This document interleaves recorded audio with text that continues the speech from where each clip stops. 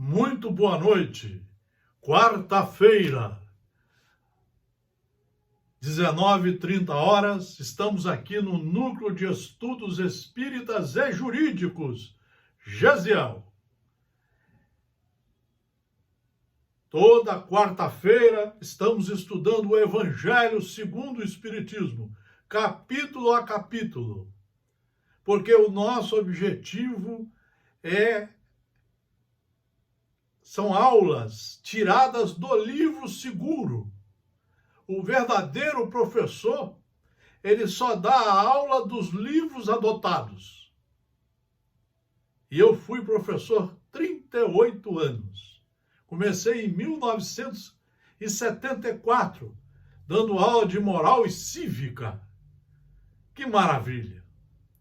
E o direito tem tudo a ver com a moral e com a civilidade, porque o objetivo do direito é que as criaturas conheçam as leis e sejam cumpridoras das mesmas. A mesma coisa a doutrina espírita. O espiritismo, assim como Jesus,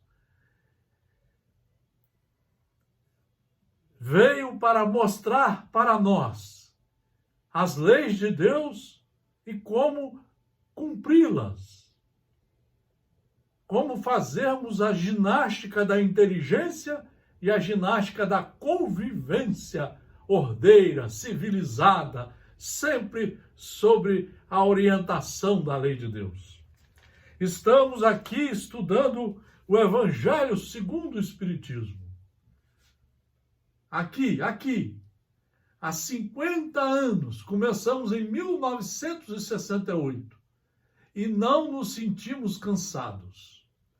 Mesmo quando eu trabalhava, eu nunca deixei de estudar, no mínimo uma hora por dia. Nunca me atrapalhou em nada. Vamos continuar. O Cristo Consolador, o capítulo 6 do Evangelho segundo o Espiritismo, o maior tratado de ensinamento moral, para que você estude e capte esses ensinamentos, empreendendo em você a sua reforma íntima. Aqui nós já fizemos o primeiro vídeo, quarta-feira passada, e paramos aqui. Jesus promete um outro Consolador, o Espírito de verdade. Então, foi prometido por Jesus. Isso está em São João, capítulo 14, versículos 15, 16, 17 e 26. A ideia do Consolador prometido é o explicador. É explicar aquilo que ele não pôde explicar há 2000 anos. Por uma série de razões pedagógicas. A humanidade não estava preparada. Faltava-lhe o apoio da filosofia, da ciência. Faltava o apoio da escrita, dos livros, das escolas. Então, o Espiritismo vem no tempo marcado, cumprir a promessa do Cristo. O Espírito de verdade preside a sua instituição. Chama os homens à observância da lei. Isso é que é o Espiritismo. Ele explica tudo e convida os homens a conhecer essas leis e serem os primeiros a cumprir a lei, a cumprir os mandamentos, os ensinamentos. É isso que é a reforma que nós estamos precisando fazer. Mas essa reforma, ela é nossa. Nós é que temos que estudar e empreender essa reforma em nós. Não podemos ficar escravos de palestras, de palestrantes, de sensacionalistas, de mediunidade solta por aí, de fenômeno, de milagre. Não! É nós. Nós é que temos que empreender, estudando, trazendo o estudo para dentro e nos reformando a cada dia, a cada segundo. Você distratou uma pessoa dentro de casa. Aquele que está estudando, ele para, meu Deus, fiz errado. Vai lá na mesma hora e pede desculpa. Se reconcilia com o irmão, com o amigo, com a amiga. E promete, sem ninguém saber, a não mais repetir aquele ato. Isto é que é a reforma. O Espiritismo vem no tempo marcado, cumprir a promessa do Cristo. O Espírito de verdade preside a sua instituição, chama os homens à observância da lei e ensina todas as coisas, em fazendo compreender o que o Cristo não disse senão por parábolas. Cristo disse, bem-aventurados os aflitos, porque serão consolados. Mas de que forma se achar feliz sofrendo, não sabendo por que se sofre? Olha! Por isso que estudamos o capítulo anterior. Fizemos 4 aulas com o capítulo 5º sobre as aflições. É isso que é o Espiritismo, ele vem e explica o porquê das aflições. E você, sabendo do porquê, você trabalha com mais responsabilidade. Você trabalha seguindo os ensinamentos da lei, seguindo os ensinamentos do Evangelho, para que você resolva aquele problema que foi criado por você mesmo e passe a poder seguir o caminho do bem sem aqueles pesos, sem aquela corrente nos seus pés. Então, mas de que forma o Espiritismo mostra-lhe a causa nas existências anteriores e na destinação da Terra, onde o homem expia seu passado. Já estudamos isso aqui no nosso núcleo de estudos espíritas e jurídicos, Gesiel.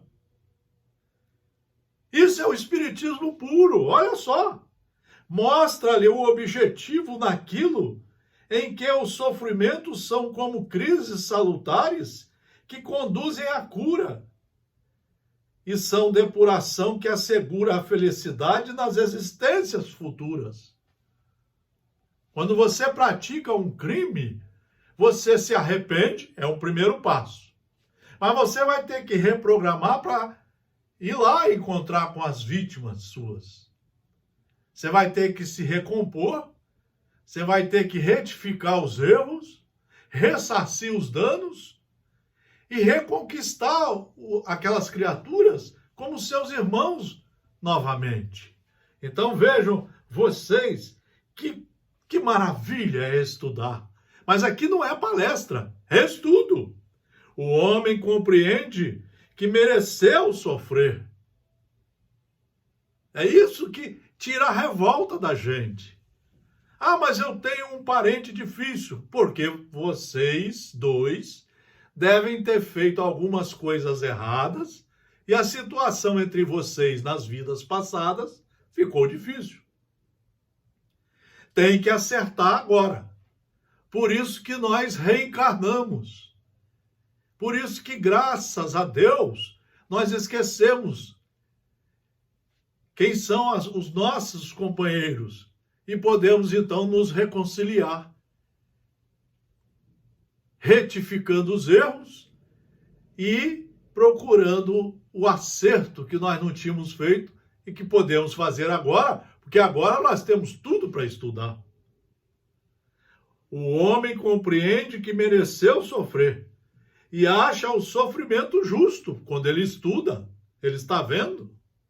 Sabe que esse sofrimento ajuda o seu progresso e o aceita sem lamentar, como o obreiro aceita o trabalho que deve lhe valer seu salário. O Espiritismo lhe dá uma fé inabalável, se estudado 1 hora por dia, os livros básicos e os livros seguros que nós indicamos aqui. Então, olha bem, o Espiritismo lhe dá uma fé inabalável. no futuro, se estudado. Não se a gente ficar escrava de vídeos, de palestrantes, de palestras. Não, você tem que estudar para entender a matéria. Então, o Espiritismo lhe dá uma fé inabalável no futuro. E a dúvida pungente não mais se abate sobre sua alma. Isso é que é o resultado do estudo. Isso é que é o resultado do estudo. Fazendo-o ver do alto a importância das vicissitudes terrestres, se perde no vasto e esplêndido horizonte que ele descortina. E a perspectiva da felicidade que o espera lhe dá a paciência. Lhe dá a paciência, a resignação e a coragem de ir até o fim do caminho, cumprir a sua tarefa. Não vai fugir dela. Quem estuda não foge de suas tarefas reencarnatórias. Não se suicida, não vira um malandro, não dá valor à ignorância, estuda sempre para poder trabalhar pela sua melhora. Só através desse trabalho. Assim o Espiritismo realiza o que Jesus disse do Consolador prometido. Conhecimento das coisas, que faz o homem saber de onde vem, para onde vai e por que está na terra. Chamamento aos verdadeiros princípios da lei de Deus. E consolação pela fé e pela esperança. A consolação pela fé é porque ele agora é um estudante. Quem estuda as leis de Deus conquista a fé na lei. Não existe fé de milagre, fé de tique, não, isso é de coisa de gente que quer aparecer, quer enganar os outros. A fé é só aquela que se estuda na lei. Qual é a fé do operador do direito? É o cumprimento da lei. Por isso que ele tem que ser o primeiro a saber a lei na ponta da língua. Qual é a fé que a gente pode ter no médico quando ele é estudioso, precavido, prudente, acompanha a ciência em todos os seus ensinamentos? Isso lhe dá o quê? A fé raciocinada. Então aqui a mesma coisa. A mesma coisa. Queridos amigos, como é gostoso estudar, mas sem fazer palestra, seguindo os livros que nós estamos estudando e que acreditamos neles. Essa é a ideia do nosso núcleo de estudos espíritas e jurídicos, Gesiel. Vejam vocês, tudo que nós falamos aqui, que está no Evangelho, ele tem a conotação eminentemente social, jurídica, familiar, humanitária. Por quê? Porque ele está dizendo que nós devemos estudar e seguir as leis.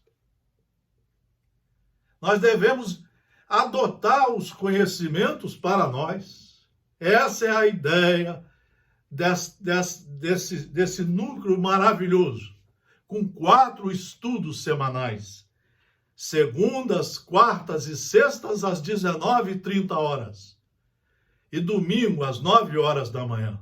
Segunda-feira, seguimos o livro de Allan Kardec, Obras Póstumas. Quarta-feira, o Evangelho segundo o Espiritismo.